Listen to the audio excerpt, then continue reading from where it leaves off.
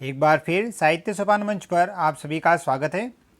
जैसा कि पिछले वीडियो में हमने माध्यमिक शिक्षा बोर्ड राजस्थान की कक्षा 10 की हिंदी क्षितिज जो पुस्तक है हिंदी की, उसके पद्यखंड के बारे में अध्ययन किया था। तो आज उसी क्रम में हम राजियारा सोरठा जो कि कृपाराम खिड़िया के द्वारा रचित है, उनके 5 से आगे जो सोरठे हैं उनकी व्याख्याएं हम पढ़ेंगे। तो आज आइए शुरुआत करते हैं। छठा सोरठा। पहली किया उपाव, दव दुश्मन आमय डटे, प्रचंड हुआ विस्वाव, रोभा घाले राजिया। इस पद में, इस सोरठे में कवि कह रहे हैं पहले किया उपाव, अर्थात पहले ही उपाय कर देना चाहिए। किन किन का? दव, दव यानी दावानल जिसे हम जंगल की आँख कहते हैं, दुश्मन यानी शत्रु, आमय यानी रोग, डटे यानी ये तीनों अपना प्रभाव दिखाएं उससे पहले ही इनका उपाय कर लेना चाहिए। अर्थात जैसे दावानल, दावानल थोड़ा सा भड़के तो वहीं पे उसको बुझा दीजिए ताकि आगे फैले नहीं। दुश्मन अगर हल्की सी हरकत दिखाए तो उसको वहीं पर रोक दीजिए। और तीसरा रोग, तो रोग अगर होता है तो उसे किसी प्रकार से वहीं पे उपचार करके वहीं पे रोक दिया जाए। प्रचंड हुआ विस्वाव, यदि इनका प्रभाव बहुत प्रचंड हो जाता है तो रोभा गाले राज्या, तो यह बहुत ही तकलीफदायक होता है। तो यह भी राज्य को संबोधित करते हुए कवि कृपाराम खिड़िया ने कहा है। अगला सातवां सोरठा। हिम्मत कीमत होए, बिना हिम्मत कीमत नहीं, करे न आदर कोय, रद कागज ज्यों राज्या। तो कवि कृपाराम खिड़िया राज्य को संबोधित करते हुए कहते हैं हिम्मत कीमत होए, इस संसार में जो व्यक्ति साहसी और हिम्मती होता है उसी की कीमत अर्थात उसी के पहचान होती है। बिना हिम्मत कीमत नहीं, बिना हिम्मत के उस व्यक्ति की कोई कीमत नहीं, अर्थात उसकी कोई पहचान नहीं, उसे कोई आदर नहीं दिया जाता है। करे न आदर कोई, रद्द कागज ज्यों राजिया, जिस प्रकार से रद्दी कागज का कोई आदर नहीं करते हैं, उसे कूड़ेदान में फेंक दिया जाता है, उसी प्रकार से जिस व्यक्ति में हिम्मत साहस पराक्रम नहीं होते हैं तो उसके कोई पहचान नहीं होती, उसके बारे में कोई भी जान पहचान नहीं कर पाता और उसे इतना महत्व नहीं दिया जाता है। फिर अगला आठवां सोरठा। उपजावे अनुराग, कोयल मन हरखत करे, कड़वो लागे काग, रसना रागुण राजिया। तो यहाँ पर कह रहे हैं उपजावे अनुराग, अनुराग यानी प्रेम। कवि कृपाराम खिड़िया राजिया को संबोधित करते हुए कहते हैं कि वह प्रेम बरसाती है या प्रेम को उपजाती है। कौन? कोयल मन हरकत करे, हरकत यानी हर्षित करती है। जब कोयल कूकती है, अपनी मधुर वाणी सुनाती है, तब सबका मन हर्षित कर लेती है और उनके हृदय में प्रेम उपजाती है। कड़वो लागे काग, रसनारा गुण राजिया, और जब कौवा बोलता है तो सबको कड़वा लगता है। ये सभी गुण रसना अर्थात जीभ के या वाणी के जो गुण हैं उसके माने जाते हैं। तो इसमें ये सीख दी है कि हमें मीठी वाणी बोलनी चाहिए ताकि सभी हमारे प्रति प्रेम भाव रखें। दूध नीर मिल दोय, हेक जिसी आकृत हुए, करे न न्यारो कोय, राजहंस बिना राजिया। अब यहाँ पे कह रहे हैं दूध नीर मिल दोय, दूध और पानी दोनों मिल गए और हेक जिसी आकृति हुए, यदि दूध और पानी को मिला दिया जाता है तो दोनों बिल्कुल एक आकृति हो जाते हैं। करे न न्यारो कोई, इनको न्यारो यानी अलग कोई नहीं कर पाता, लेकिन फिर भी एक राजहंस बिना राजिया, हे राजिया, राजहंस जो होता है वो दूध और पानी को अलग कर पाता है। तो इसलिए यहाँ पर यही बताया अर्थ कि हमें गुणों और अवगुणों, दूध और पानी के माध्यम से ये समझाने का प्रयास क्या है कि प्रत्येक व्यक्ति के हमको दूसरे व्यक्तियों से गुण और अवगुण की पहचान करते हुए सिर्फ और सिर्फ गुणों को हमको ग्रहण करना चाहिए। ये अन्योक्ति के माध्यम से इन्होंने समझाया है। अगला है मलिया गिर मंझार, हर को तर चन्नन हुए, संगत लिए सुधार, रूखा हो न राजिया।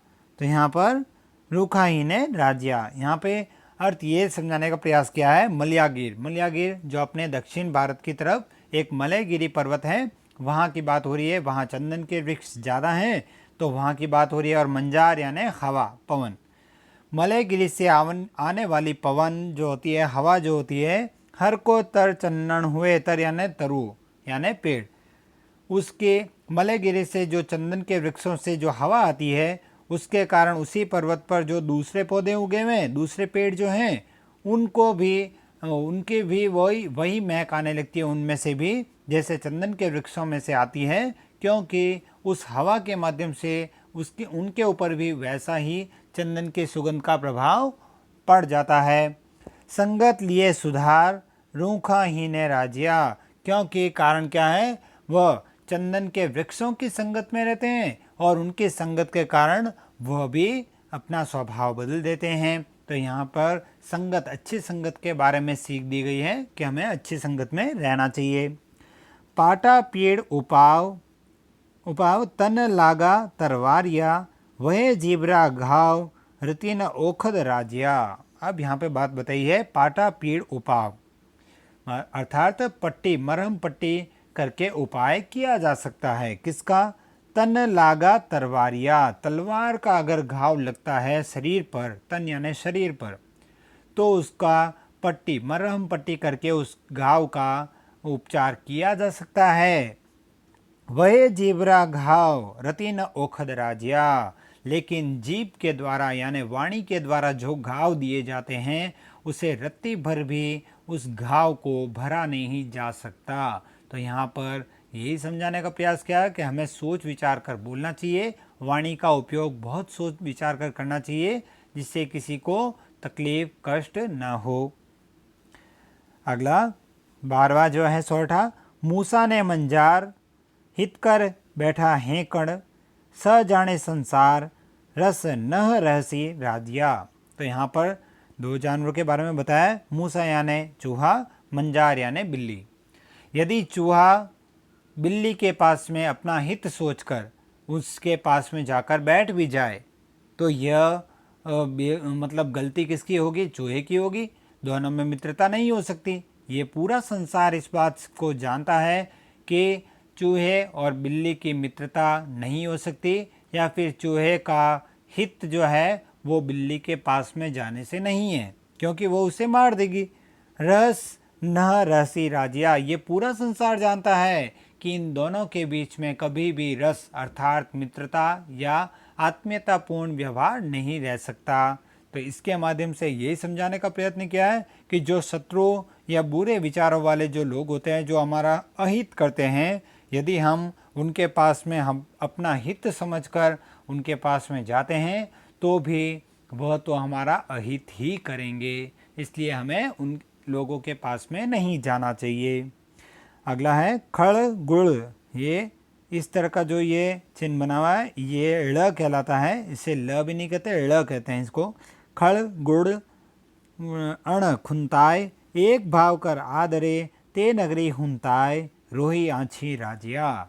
यहाँ पर वह कवि कृपाराम खिड़िया जो है वो राजा को संबोधित करते हुए कहते हैं कि जिन नगरी में खड़, खड़ जो कि जानवरों को खिलाया जाता है, गुड़, गुड़ यानी गुड़, और खुंताय, खुंताय का अर्थ होता है भूसी या चारा जो होता है उसे कहते हैं। तो ये तीनों जो होते हैं एक भाव कर आदरे, जहाँ पर इन तीनों का भाव एक ही समान होता है, एक ही समान उन्हें आदर दिया जाता है, जबकि तीनों का मूल्य आंकें तो वह अलग अलग होना चाहिए। लेकिन यहाँ पर तीनों का मूल्य जहाँ जिन गांव में जिस नगर में इन तीनों का भाव जो है या इन तीनों का मूल्य एक समान होता है, ते नगरी हुंताय, हुंताय यानी छोड़ देना चाहिए, उस नगर में रहने से अच्छा है रोही आँछी राजिया, किसी सुनसान जगह, सुनसान स्थान पर रहा जाए, निर्जन स्थान पर रहा जाए, वो अच्छा है। लेकिन ऐसे स्थान पर रहना अच्छा नहीं है जहाँ पर इन तीनों में कोई भेद नहीं किया जाता। अब इस सोरठे के माध्यम से ये समझाने का प्रयत्न किया है कि गुणी व्यक्ति और अवगुणी व्यक्ति में जिस स्थान पर भेद नहीं किया जाता है, दोनों को समान समझा जाता है, दोनों को समान आदर दिया जाता है, तो ऐसे स्थान पर रहने से अच्छा है हम सुनसान या निर्जन स्थान पर रहें। तो इस प्रकार ये राजिया सोरठा हमने पाठ का अध्ययन किया है। इसके व्याख्याओं के बारे में हम अध्ययन कर सकते हैं घर पे। तो आज के लिए इतना ही, और कल अगले वीडियो के साथ में फिर उपस्थित होंगे। धन्यवाद।